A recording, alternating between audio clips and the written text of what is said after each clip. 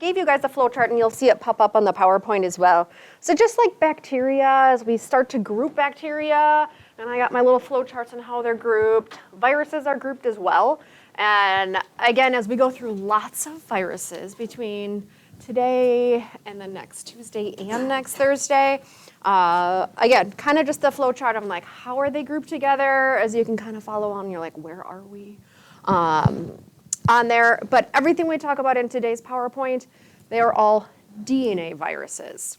So last class we talked about how there's tons and tons of variety in viruses. They can have DNA, they can have RNA, they can have double-stranded DNA, single-stranded DNA, they could have single-stranded RNA, and then the positive strand or the negative strand, or they can have double-stranded RNA. Lots of variety with viruses, and because of the variety, it's one of the biggest ways we divide them out. So everything in this PowerPoint, their genetic material is DNA. There are less DNA viruses than there are RNA viruses. So my plan is we should be able to get through all of the DNA viruses today, but the RNA will take us 2+ PowerPoints to get through, because there's lots of. So there are 7 families of DNA viruses. So again, they all have DNA. We group them into 7 families. Only really 6 cause human diseases that you will probably experience in your lifetime of the families. So we're only going to talk about 6 of them. Again, they're all grouped based on what type of DNA do they have. Do they have double-stranded DNA, single-stranded DNA? Some even have a little bit of both somewhere in their replication. We group them based on size, because there are some viruses that are bigger than others. And then also grouping them by what host cells do they target and attack. So that's kind of how we get our 6 families that we're going to talk about today. So I think here are this is what you guys have. So the double-stranded DNA, there are 4 families of double-stranded DNA that we're going to talk about. We've got one family, it's part double-stranded, part single-stranded in its replication, and then one single lonely little virus that's got single-stranded DNA, which is just rare all in itself to be single-stranded DNA. So we are going to start, kind of like we did with bacteria, start on the left and work our way to the right. I have my clicker. Starting with the very first family, which is the Poxviridae family. And the Poxviridae family, so they're double-stranded DNA, they're grouped together for 2 reasons. One, based on their size. They are the largest of the DNA viruses. If you go back to the last PowerPoint, and I had the comparison of like red blood cell to bacteria to different sizes of viruses, these are the largest of the DNA viruses. They're one of the largest viruses that causes human disease, so they're grouped based on their size. They're also grouped a little bit based on their symptoms, is because they all form these like little pustules or sores on the skin called pox. Now, there are lots of animal pox viruses that infect animals, but a few of them can actually affect humans as well. We are not their prime host, so usually the symptoms are less severe. The only 2 human pox viruses that's in this group is smallpox and molluscum contagiosum. Now, how they're spread: inhalation and close contact. These viruses can't survive out in the environment, on surfaces, in the air for a very long time. So to pick it up, you really do have to be in close contact with someone. It could be through touching contact, they're coughing on you, sneezing on you, just talking to you. But all of them in this group do produce lesions where they start off as more of just kind of like pink spots and on the skin, then they start to become raised spots, then they start to fill with fluid, and they become pus-filled little papules. And that's when we start to get severe scarring if you do actually survive the smallpox. Molluscum contagiosum still goes through these various lesions. They generally just don't get to these like big pus-filled lesions, and it's not deadly. But it still goes through the lesions, and it still is in this Poxviridae family. Now, smallpox is the disease. Variola is the official virus name. And the problem with this, other than it causes all of these characteristic skin lesions, it causes lots of damage to the internal organs as well. So it's not just a skin disease. It causes extreme fever of 107 degrees or higher, which becomes very deadly. It can cause malaise, which is tired, and delirium. And part of that is that extreme fever. Smallpox is quite deadly. Generally, about a quarter of people that develop smallpox or pick up smallpox die of it, which is not great odds. And even if you survived all of those pus-filled patches, you're going to have scarred tissue for the rest of your life. Now, it's picked up because it does close contact, whether, coughing, inhalation. It gets into the bloodstream, it goes out to the skin, and it causes those pox. The good news, super good news, we have completely eradicated smallpox from Earth, like the entire world. Smallpox does not exist anymore. Yay! Reason why is we had a really good vaccine, and everyone got vaccinated. But that's not the only reason, because again, I shouldn't say not everyone, not the entire world got vaccinated, because we've got vaccines now, and not everyone gets vaccinated, and there's some things like COVID will just never go away. The biggest things with smallpox that allowed it to be vaccinated, one, the vaccine was really good. And so if you were vaccinated, it was like 0 chance of you harboring it. Another thing is that smallpox, as soon as you picked up the virus, you started to show symptoms, which means they could isolate you. And so there were very few asymptomatic carriers. And so we were able to isolate people that were infected so they couldn't be spreading it, and we had a very effective vaccine. That's unlike COVID. I mean, one, we don't have the huge high COVID vaccine numbers, but two, there are lots of asymptomatic carriers. And if we're not isolating them, because we have no idea they're carriers, they are still constantly spreading it, and it's changing and all of that. Because we've eradicated this, and because we did have such a great vaccine, we actually stopped vaccinating humans in 1972.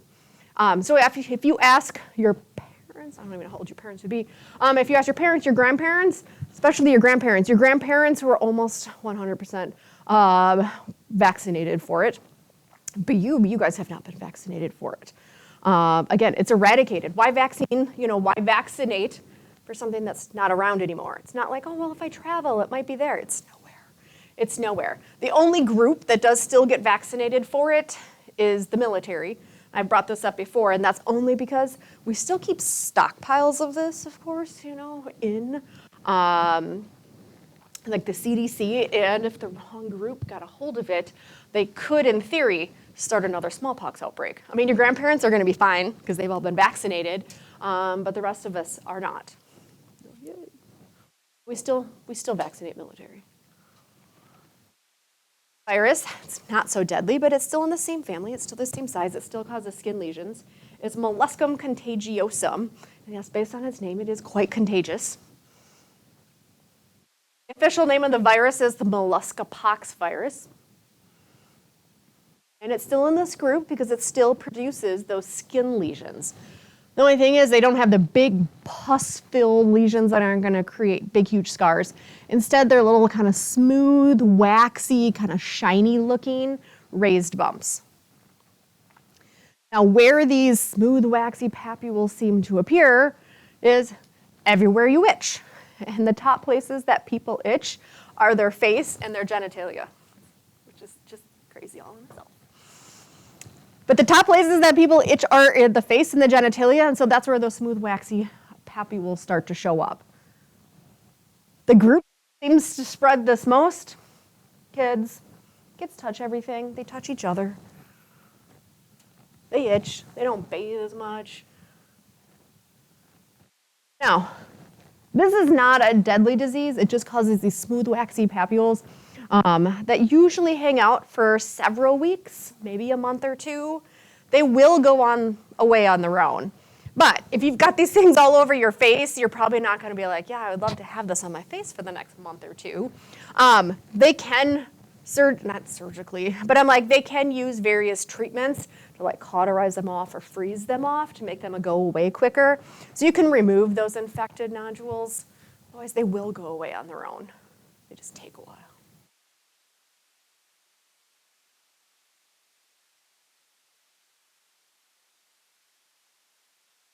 Now, the other pox virus infections are ones that infect animals. And there are quite a few pox viruses that infect animals again. Most of them are just concentrated in those animals. Humans generally don't get them. But if humans are in close contact, like extended close contact with some of these infected animals, lots of documented cases that they can spread to humans. They usually cause a milder infection because we're not their host, their target host. The two more well-known pox viruses that go from animal to human, cowpox. And this is actually where we developed the first smallpox vaccine, as we realized that milkmaids that were in contact with cows that had this, the milkmaids would get sores on their hands. Again, it's the milder version. But because cowpox and smallpox are so closely related, they're in the same family, they actually, if you develop cowpox, just some mild, sores on your hand, you were actually immune to smallpox. And so they started vaccinating by actually taking some of the fluid in those little sores on the hand and putting it in like a small little cut on someone else. Like the first known vaccine was Edward Jenner. Realized that you could take some of that cowpox and use it to vaccinate for smallpox. Now, monkeypox, I've been lecturing about monkeypox, in this one little snippet that's been on my PowerPoint for the last, 10 years. And I was like, yeah, there's not a lot of cases of monkeypox, but the numbers are going up, and we generally don't have a lot of cases of monkeypox around here because you have to be in close contact with monkeys, and especially particular wild monkeys. We don't have a lot here in the United States, but other parts of the world. But, let's see if I'm like, but then, last year, all of a sudden there was like a huge monkeypox outbreak. And I was pulling some of this stuff this morning, that there's, a horrific form of monkeypox that generally causes more severe symptoms for those that are extremely immunocompromised. It's still a pox, still goes through those typical sores. And then I even pulled I don't think you can read any of this, but I was like, oh, that's really small. But the interesting part about monkeypox, it's kind of the same thing with the cowpox. They're all in that Poxviridae family, so they are all closely related. And the cool thing is, if you did get the smallpox vaccine, as your grandparents probably have, you would actually be immune to monkeypox and cowpox because they are so closely related. So we were starting to see more and more cases of monkeypox just in the last decade, 2 decades, because as we stopped vaccinating for smallpox, people were no longer immune to monkeypox. And so now monkeypox, the numbers were going up, and in 2022 into 2023, I lost my clip, we started to have a huge rise in numbers. And it's not that it was because people were in contact with monkeys, although it was, I think tied back to someone that was, and then that person started to spread it to other individuals, that we started to see this huge number of individuals that were developing monkeypox, because it can be spread from person to person. So they did start to vaccinate. I know it was, there was commercials and all this stuff, on the news all the time. Like if you were in the high-risk category, you could get vaccinated for monkeypox. Now, we don't have a monkeypox vaccine, but we do still have a smallpox vaccine, still in the stockpiles in the CDC. And so for everyone that was at a higher risk of developing monkeypox, we just vaccinated them for smallpox. Because again, that smallpox makes you immune to monkeypox. Kind of cool. So maybe we'll start bringing smallpox vaccines just to decrease it, but not enough cases to warrant any type of craziness. The next family of double-stranded DNA viruses is our biggest family. So we'll talk about this for the majority of the PowerPoint. And it is the Herpes viridae family. So when we talk about herpes, it's anything that's in this particular group. Generally, most people, when they think of herpes, they think of one of the herpes, but there are actually 8 herpes viruses, groups, that affect humans. And we generally only think of one as the herpes virus. So their DNA is all linear. It's not circular. It's not segmented. And it's the most prevalent of DNA viruses. I mean, there's 7 families. that infect humans that we're going to talk about. I mean, there are 8, but we only talk about 7 of them. And often it's viruses that's in this particular family that they go latent, which means once they get in the body, they don't go away. They go dormant and they can become reactivated, but they don't go away. Now, because there are so many herpes viruses, we name them. We usually call them HHV for human herpes virus, and then we give it a number. And it was the number in which they were discovered and described. So there's a human herpes virus 1, a human herpes virus 2, all the way up to 8. We're just not going to talk about 7. Now, the human herpes viruses 1 and 2, we talk about them together, mostly because they cause very similar outward signs and symptoms, and that's the fact that they cause slow-spreading skin lesions. Now, human herpes virus 1 and 2 used to be called the herpes simplex virus. Again, we're renaming all the herpes viruses just to call them 1, 2, 3. You know, the HHV and 1, 2, 3, all the way up to 8. But human herpes virus 1 and human herpes virus 2 are 2 different species of viruses. Even though they cause the same types of signs and symptoms, they are 2 different unique viruses. The biggest difference that we can tell on which one is it, human herpes virus 1 generally causes skin lesions above the waist, and human herpes virus 2 generally causes skin lesions below the waist. And so human herpes virus 2 is generally more known as the sexually transmitted of the 2. That does not mean either one couldn't be. And depending on where the skin lesions are, depends on what kind of infection we say you have. So if it's anywhere on the genitalia, we just say it's a sexually transmitted or the human herpes 2. But you can develop cold sores or oral sores.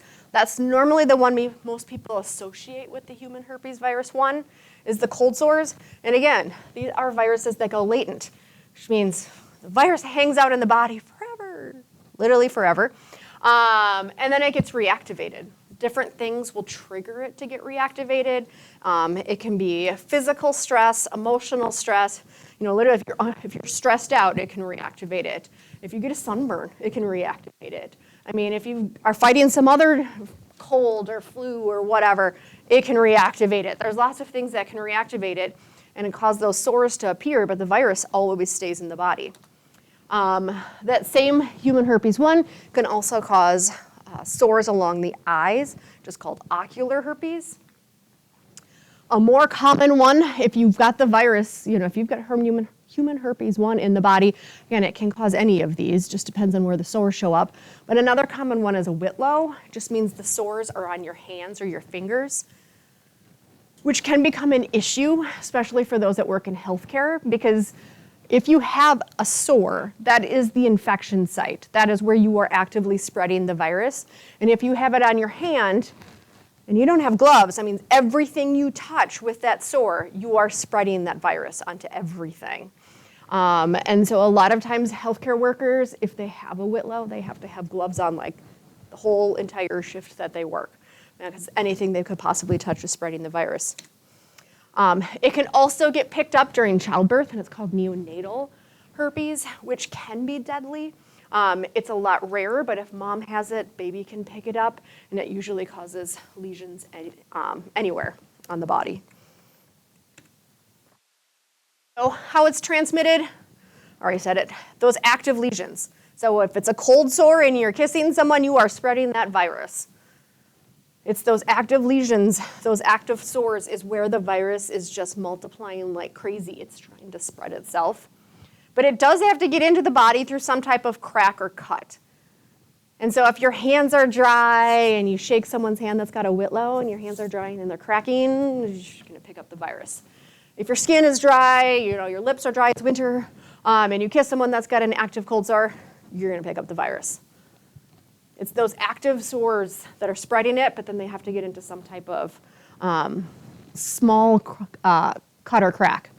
Once they do get into the body, because they're viruses, they infect cells.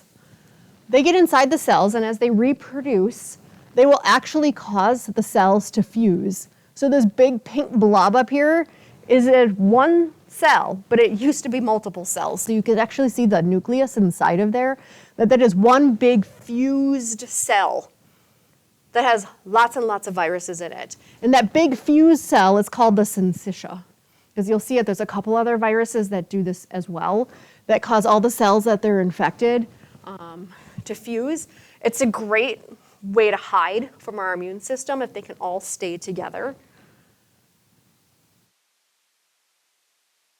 Now, the spreading HHV1 infections generally, again, is spread just by skin-to-skin contact.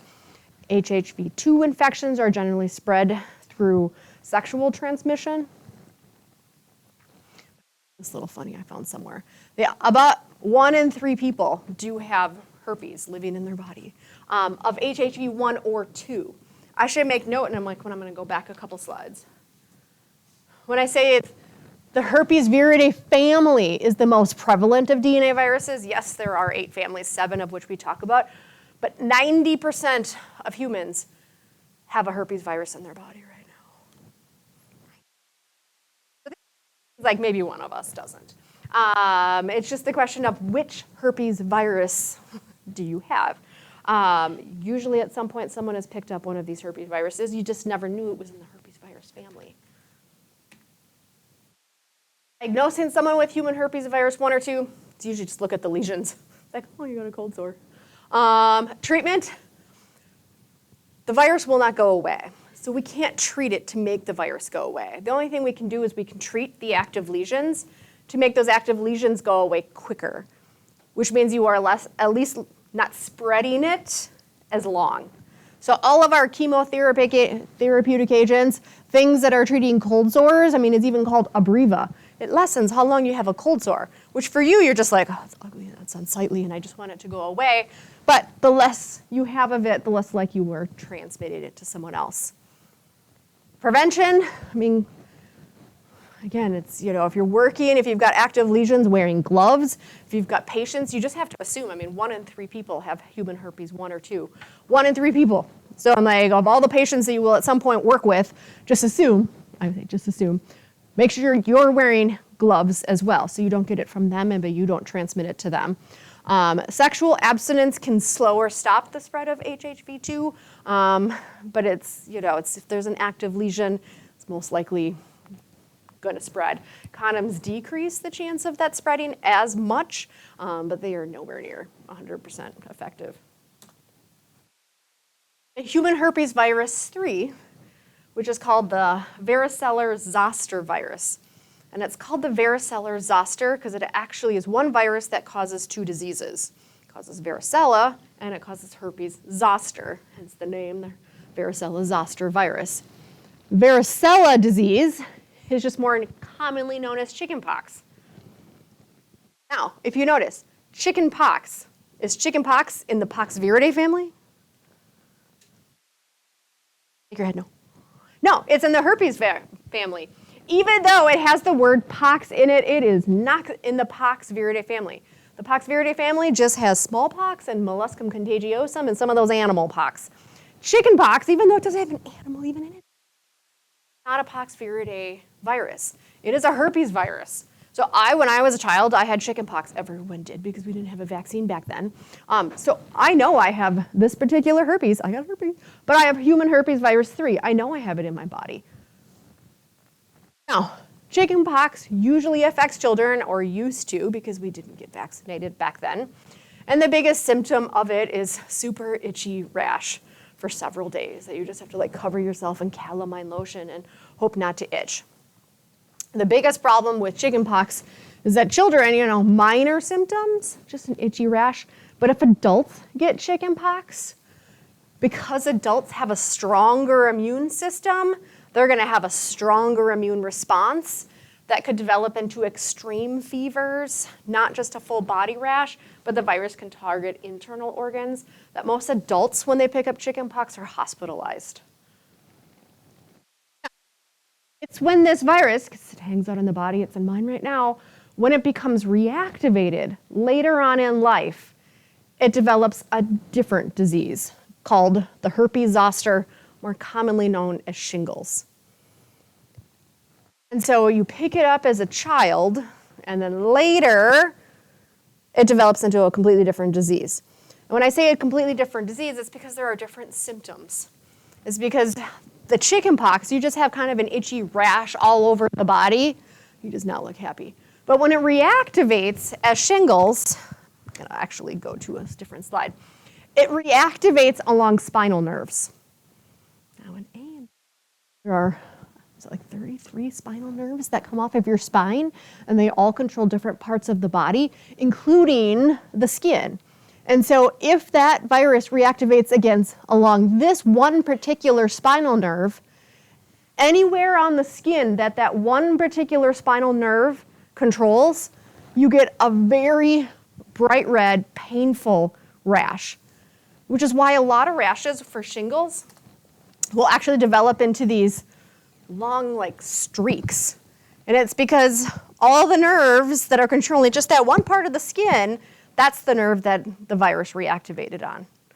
And so it can reactivate on spinal nerves that go out to the skin on your face, neck, all the way down the body. And it generally develops into these big, streaks. Now, the epidemiology, or how it spread, chickenpox, super highly infectious. I mean, literally coughing on someone was going to spread it. It can affect the respiratory tract or the eyes. I was going to say you can almost get cold-like symptoms. You can get pink eye from it. Pretty rare, but it's a viral pink eye. But it's mostly the characteristic skin lesions.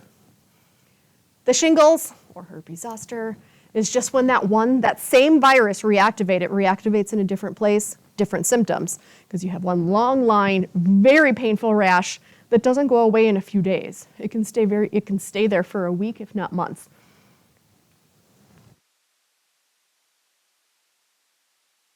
Now, diagnosing chickenpox, you should just look at someone. Oh, chickenpox. Especially if we look at patient history. Oh, you haven't been vaccinated, and you have chickenpox. The chickenpox vaccine that we have is very effective. It's like over 90% effective. It's a 2-dose vaccine. Over 90% effective, and because so many people have gotten vaccinated for it, it's pretty rare, even if you were in that 10% that it wasn't effective, that you even encounter it. Shingles. Again, we're going to look and diagnose based on symptoms. Well, you've had chickenpox based on age. Most people that are, adults have not had the chickenpox vaccine. So they know they've had chickenpox, and they look at those characteristic symptoms with those lines of very painful rashes. Treatment, chickenpox, it'll go away on its own. Calamine lotion, make you comfortable for a few days.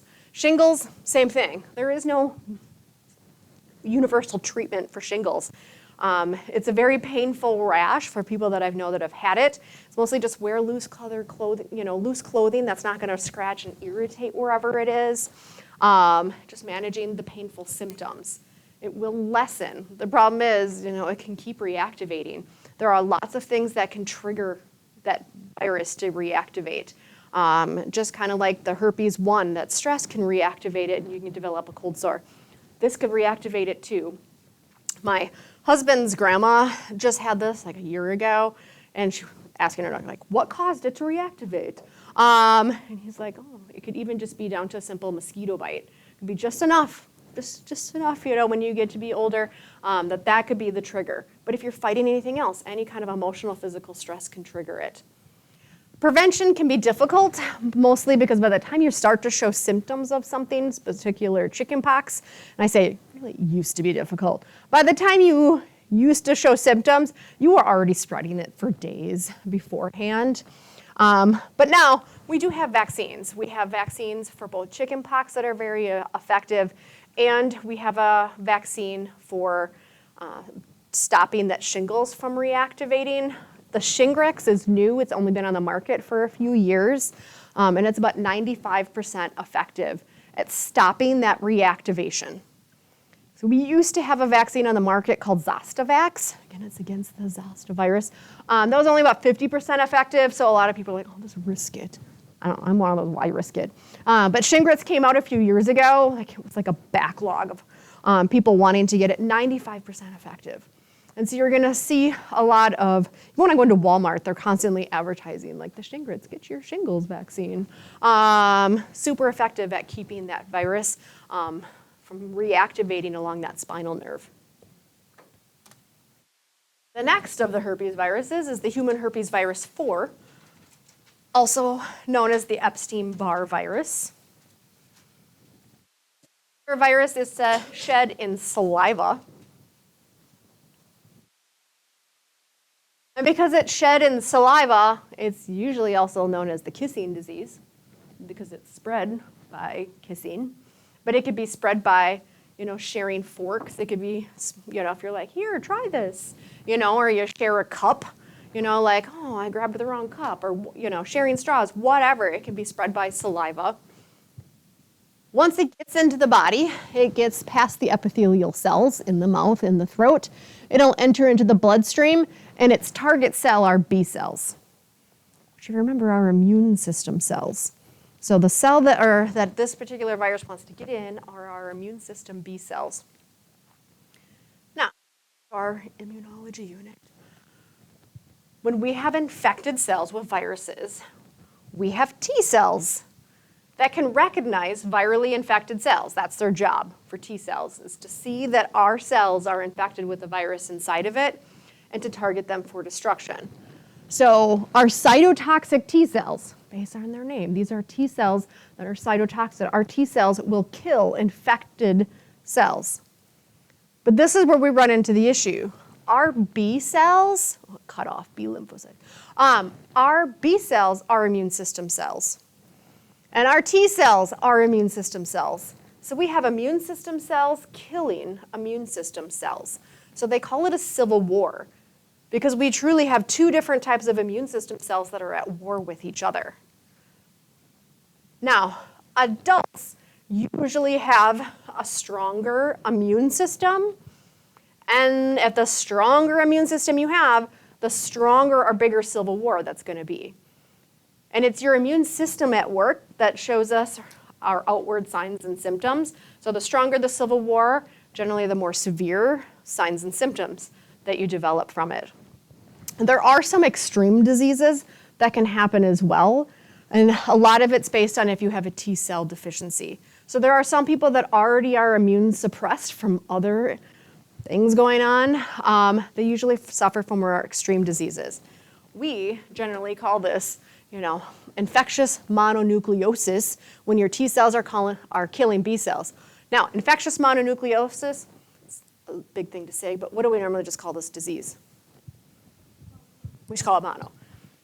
It's getting sunny out. So when people talk about mono, yes, it's a kissing disease. But those outward signs and symptoms mean your immune system's really happy and healthy, but it's killing each other. So infants, so this is showing the state of cellular immunity, aka your immune system. Infants and kids, like small kids, they have a normal immune system, but it's not a strong immune system. We're still vaccinating them. They're still growing. They're still, developing their whole immune system.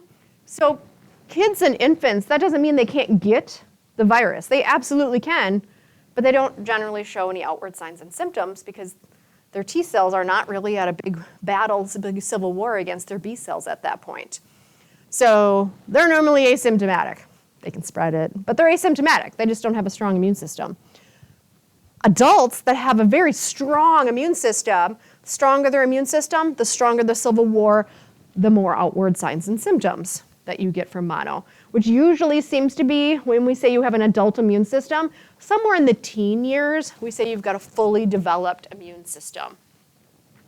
Now, if you already have, when I said that there's some weird diseases, if you have some T cell deficiencies, like if you don't have any T cells, there is something that's called oral hairy leukoplakia.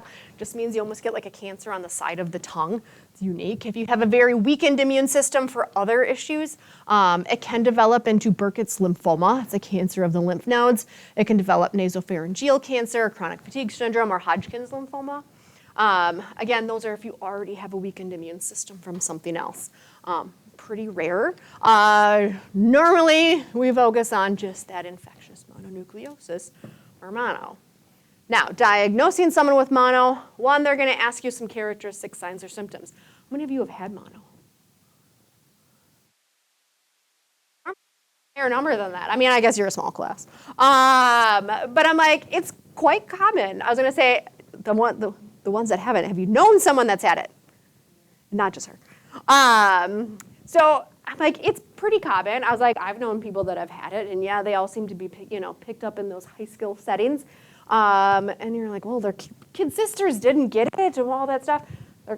Their siblings probably did. Their younger siblings, they just didn't show any outward signs and symptoms. The main characteristic signs and symptoms: fatigue, fever, sore throat. It also causes enlarged spleens, and so, wrong side, right where your stomach and spleen is, sometimes it's painful when you touch it because your spleen is so enlarged. But instead of just going for the characteristic signs and symptoms, they will do a test. The test is called a monospot, and it should be pretty similar looking. This is the exact same type of kit that makes that rapid strep test they can do for mono as well. So if you go to the doctor, they can take, usually it's a saliva sample, and they'll have instant results on whether you have mono or not. So they're gonna look at your signs and symptoms, you're like, that sounds like mono, and they'll do a quick little test. So, because if it's not that, then they also have to go back and analyze it for anything else that might be going on. Treatment, if you've got some type of rare cancer because you were immune suppressed, you'll have to go through cancer treatments. Mono, it's normally just treating signs and symptoms. Oh, you're tired and fatigued and fever, take things for the fever, get lots of rest, I'm like, eat healthy. Other conditions, there really isn't anything we can do for some of those more rare immune suppressed conditions. Your best bet is just not get it.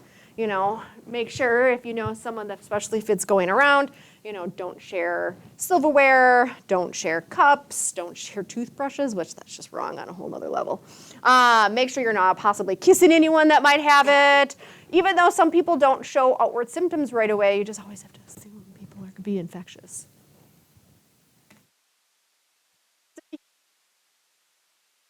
Is the number 5, also known as Cytomegalovirus.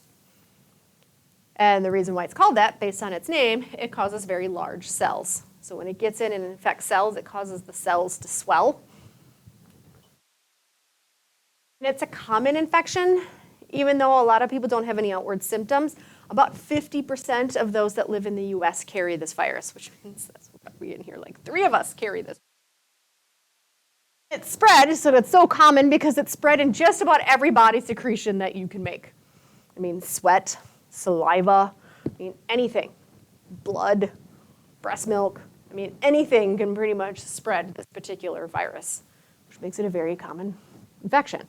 Luckily, like 95% of people that carry it, which is half of us carry it statistically, are asymptomatic. You have no symptoms whatsoever, which means you don't know you carry it. It generally doesn't cause any severe signs and symptoms, but it can cause complications in newborns. So if newborns pick it up, it's been known to cause jaundice. It can cause fevers. It's been known to cause, get the name of it. Hold on. I'm going to say it wrong if I don't look it. Microcephaly, so like almost like a shrunken head. They can also cause complications in those that are extremely immunocompromised. So elderly that have very weak immune systems, people that are under cancer treatments that have weak immune systems, HIV patients, it's been known to cause pneumonia, encephalitis. Diagnosing it, they usually are going to take sputum samples, any other type of secretion samples, and they're going to look for anywhere where you can possibly get some of those enlarged cells. So this is an example of some of these enlarged cells. And a lot of times the enlarged cells have these dark staining inclusions, and they usually come in pairs. So they usually will call them like owl's eye cells. They look like they've had these big double eyes in them. But that's putsy because then you got to stain them. They usually do an ELISA looking for the particular antigens or even looking for the DNA of this particular virus. It's a lot faster. Treatment for fetuses and newborns, there's really nothing we can do. By the time they pick it up, they've got it. And they've got it for the rest of their life. It can cause multiple eye infections because it does like to target the retina. And we do have an antiviral that can at least help stop the virus from replicating as quickly in the eyes. Prevention, abstinence, safe sex, but I mean, it's spread in just about any body's secretion. Luckily for us right now, who knows in the future if it'll change a little bit, really doesn't cause a lot of issues. Other herpes viruses, 6 and 8, I don't talk about a lot. We'll both get on the same slide. Human herpes virus 6 causes a condition known as roseola. Develops a pink rash versus a red rash. Because most rashes on skin is very bright red. I mean, it's very dark pink, but a bright red, or this is a very pale pink. And it usually happens on the torso of the body, kind of right down the middle of the body. And it usually targets infants. Kids get a lot of rashes. This is one of them, but it's at least a pink rash. That's a little more unique. I always think it's like, oh, like a pink rose. They are still doing some research because there might be a possible link that this virus can also trigger multiple sclerosis as well. Again, possible. They're still doing some research on it, but there seems to be some correlation with these with the virus and the disease. Human herpes virus 8 is a virus that only affects those that have no working immune system. So these would be those that are in the AIDS stage of HIV infection. And it's a virus that targets the blood vessel walls. And it causes a cancer of blood vessel walls. And so that shows up as broken blood vessels, bleeding blood vessels. This is showing that the blood vessels, even just along the gum line, and you've got blood vessels very close to the surface of your skin in your mouth, they develop cancer. All of these little red spots, this is blood vessels that are bursting underneath the skin because it's a cancer of the blood vessels. Again, it's a cancer of the blood vessels that only affects the AIDS patients. The name of the cancer is Kaposi's sarcoma. So if you ever work with those that are in the AIDS stage of HIV infection, it's another virus that they have to worry about. So the one I don't talk about, the human herpes virus 7, a lot of it is we just don't know enough about it. We know it causes a skin rash, as a lot of these herpes do cause outward skin infections. Right now they're like, well, it seems to look a little bit like the human herpes 6, kind of more of a pink skin rash. We just don't know that much about it. Also rare, so we haven't done a lot of studies on it either.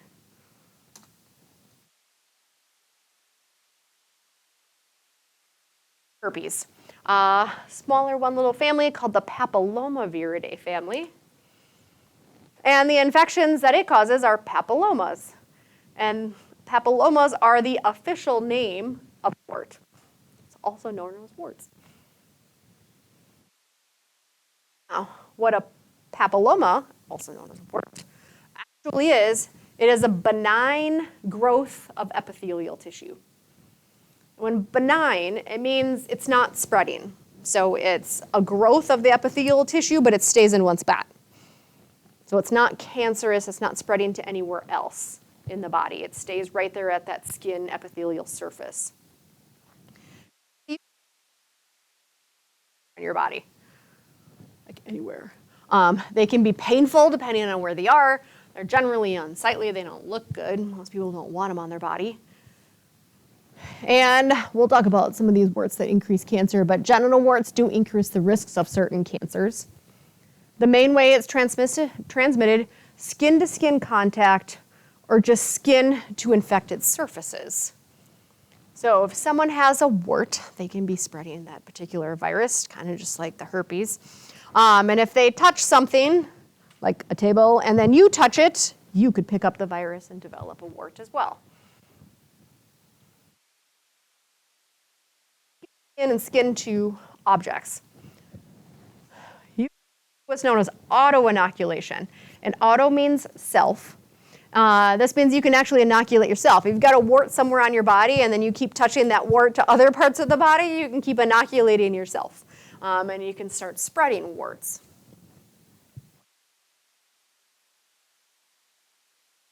This is just showing pictures, and I mean, you can literally Google wart images or whatever, and you're gonna get them everywhere. So you can get them all over your hands. Again, hands are a very common spot because they're touching everything and can easily pick them up. You can get them on your feet. I was gonna say, again, usually when I talk about things is usually the time my kids get things.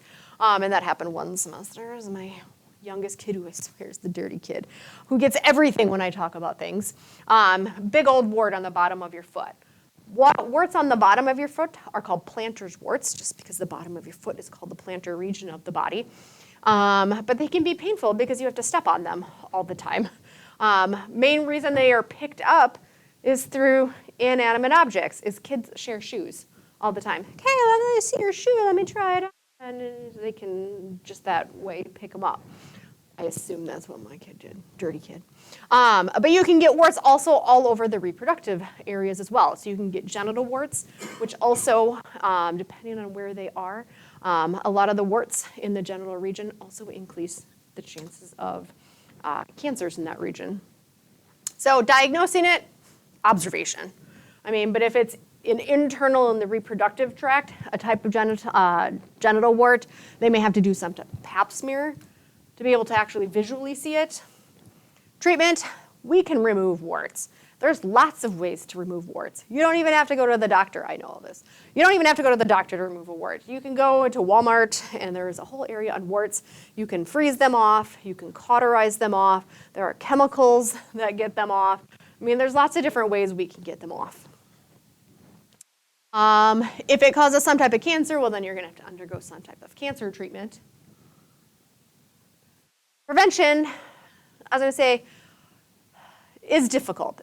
Main reason, because we do have vaccine for some strains, there are lots of strains of papillomaviruses. It's not just one papillomavirus that can cause all these different things. There are lots of strains of papillomaviruses that can cause lots of different warts and lots of different areas of warts. So abstinence mutual monogamy can stop some of the warts that cause the genital warts. And we do have a vaccine for some of the strains of papillomaviruses. What's that vaccine called? You guys may have been vaccinated for it already. It's been out long enough, based on your age. It's the HPV vaccine. Any guess what HPV stands for?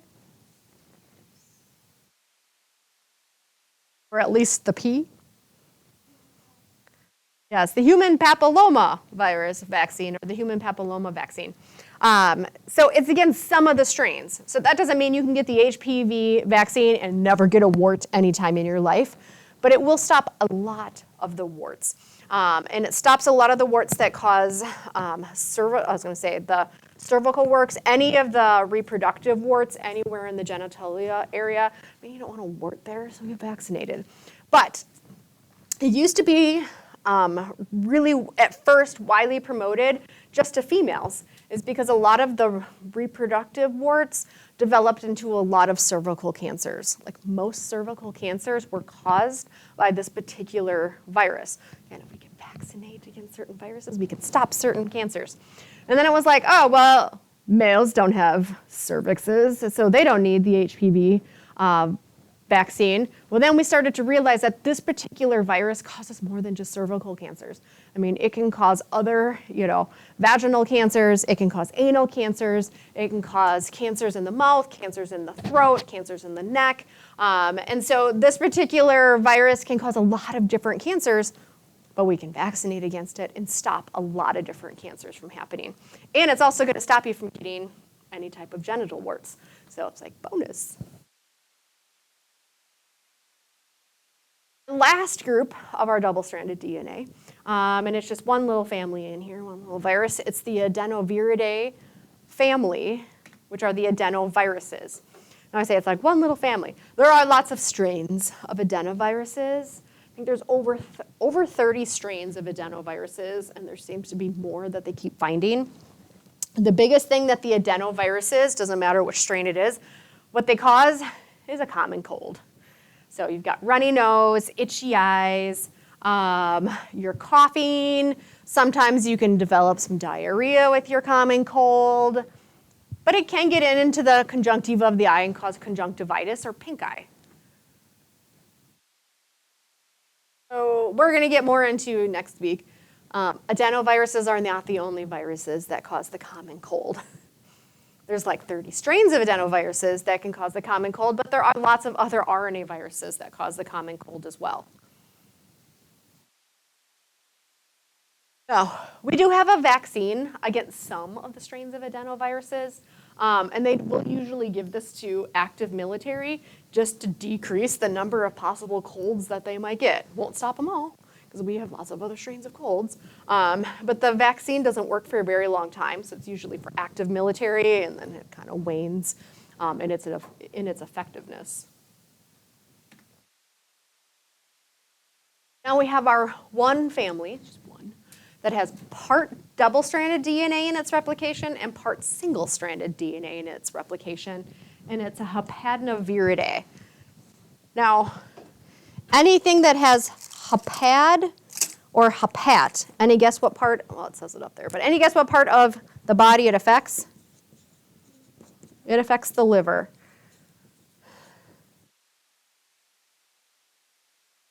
Now, Hepatinaviridae virus, it is a DNA virus. It's more commonly known as hepatitis B.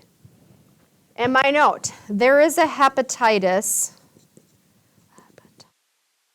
A, B, C, D, and E that we will talk about. It's not today. The only one that has DNA is hepatitis B. All the others are RNA viruses.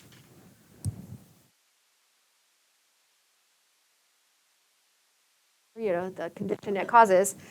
Anything that has itis in it just means inflammation of the liver. So a hepatitis B infection does cause liver inflammation. The main symptoms from having liver inflammation, jaundice, as well as pain right where the liver is. The liver is huge, and if you get an inflamed liver, it's not going to feel great. So it's going to be pain right there at that inflamed liver, as well as jaundice. B usually doesn't cause severe infections, meaning deadly infections. It can for those that already have liver issues. If they already have liver damage, it can be fatal. It can develop anytime you have inflammation of any body organ. It increases your chance of cancer later on in life in that organ.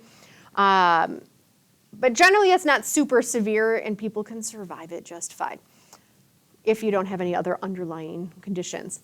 The problem comes, and we'll get to hepatitis D when we get into RNA, but if you actually at the same time have a hepatitis D infection, when you have both hepatitis B in your body and hepatitis D in your body, this is a co-infection, this is when it becomes deadly. Now, to diagnose and how it's spread, so the virus itself, the virions, are spread in lots of different bodily fluids, from saliva to semen to vaginal secretions. It's found in blood, so a lot of times they'll do blood draws and look for it. But it's spread in lots of different ways. So its transmission is usually direct contact with infected bodily fluids, whether it's infected saliva, blood, or any kind of semen or vaginal secretions. You might not even know you picked up the particular virus. Or it can develop mild symptoms. A little pain right there where the liver is. Maybe a mild jaundice that goes away. But because those that are immune suppressed develop more severe complications, those that already have liver damage develop more severe complications. And anytime you have any kind of inflammation of a body organ, it does increase your chance of developing cancer in that body organ. It can be more severe. So we do have a vaccine that works really, really well. It's a 3-dose vaccine, the hepatitis B series, that can just stop you from getting it at all. So it's going to decrease your chances of liver cancer and any more severe complications later on in life. Diagnosing it, they usually do some type of antigen test looking for the antigens. The antigens are kind of unique shaped. They're like tube shaped and circular, called little Dane particles. So usually it's some type of an antigen test like an ELISA. Treatment, we don't have any universal treatment. It's treating the symptoms, kind of like, oh, pain, give you some anti-pain, that's about it. Best prevention is just get vaccinated. Otherwise, abstinence, monogamy are universal precautions, making sure you've got gloves when you're working with bodily fluids, making sure needles have caps, all of those basic universal precautions. Luckily, we have less and less cases of hepatitis B. This is because as soon as we introduced that vaccine, the cases went way down. Yay for vaccines. Then my last DNA virus, I can get through them all. It's a single-stranded DNA. That in itself is just unique. DNA is like always double-stranded. This particular virus has single-stranded DNA, and it's the Parvoviridae family. Now, there are quite a few parvoviruses, but most of them infect animals, so then we don't care about them. I mean, if you're going to go be a veterinary tech or a veterinarian, then you learn a lot about these different animal parvoviruses. But there's really only one virus in this family that affects humans. That's the only one we care about.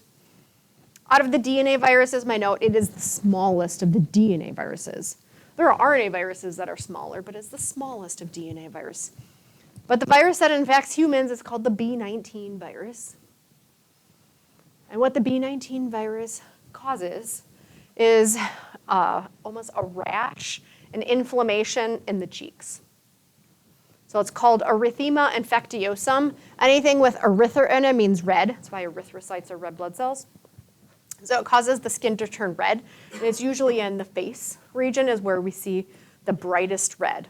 It's usually in the cheeks as well. Now it has two other nicknames other than just erythema infectiosum. It was also called the fifth disease because in the early 1900s, before we had Google and we couldn't just look up things on WebMD and we couldn't call each other and say, hey, I just saw this. We had lists of everything. Everything was paper. And we had a list of the top childhood rashes, that cause issues. So here are the top childhood rashes, and this was number 5 on the list of something that can cause a childhood rash. So it's also nicknamed the fifth disease. The third nickname that it has that I don't have up here is because it causes such bright, now it got sunny, it's hard to see. Because it causes such bright red cheeks, it was also nicknamed the slapped cheek disease.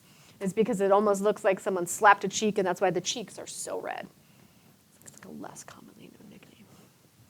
Sunlight will aggravate it, so they generally say stay out of the sunlight. It will go away. There's generally no other long-lasting severe complications, but it's usually children and infants that pick it up because it is spread by bodily fluids, including respiratory droplets. Kids are just dirty, and they're always next to each other. Last of DNA viruses.